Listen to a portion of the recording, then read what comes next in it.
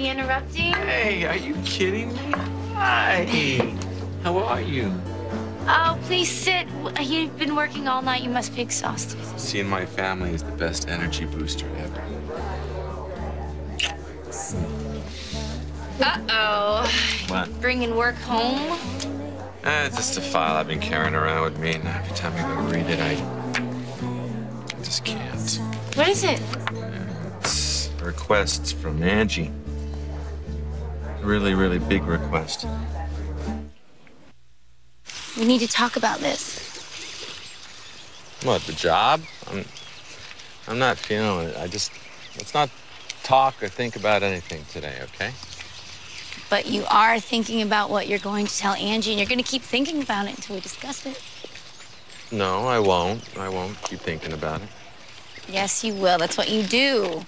When anything's unresolved, you churn. I don't churn. I contemplate things. I ponder things. I'm not a churner. I don't churn.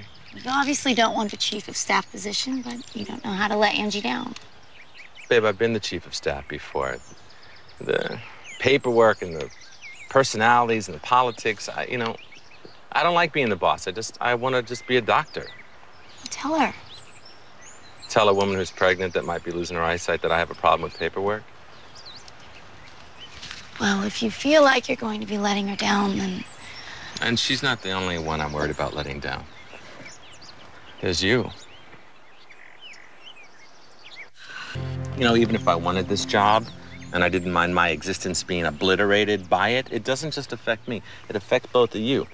I'd never be around. Oh, come on, never? Never. A couple of minutes here and there, I'd steal away, but I'd miss all the good stuff.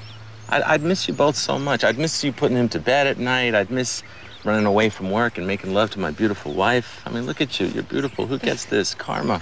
Days like this, fish, sun, my child, my gal. I just, that's what it's about. I don't want to desert you. Well, is that what you thought I was doing when I signed up to do the big contract with Fusion for modeling? No. That was a beautiful opportunity. You wanted to do that, and if it hadn't gotten all crazy, I would have supported you to the end. Don't worry about us. We will be fine, right?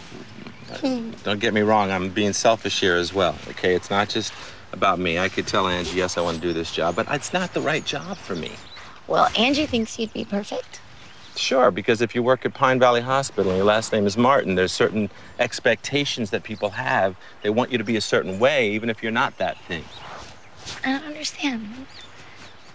Because from the day that I ever decided or mumbled that I wanted to be a doctor, there were certain standards that I had to live up to. And these standards were set up by my father. Now, don't get me wrong, I love my father. He's an amazing man, but I am nothing like my father. Nothing. That is not true.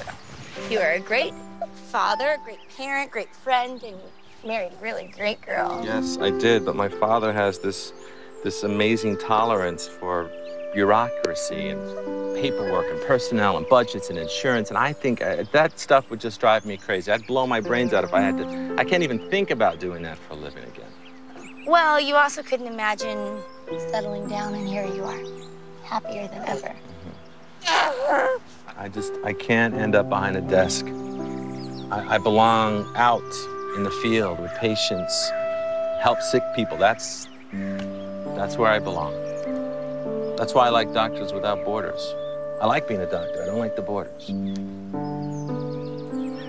mean, how do I tell Angie I don't want the borders? To have you care.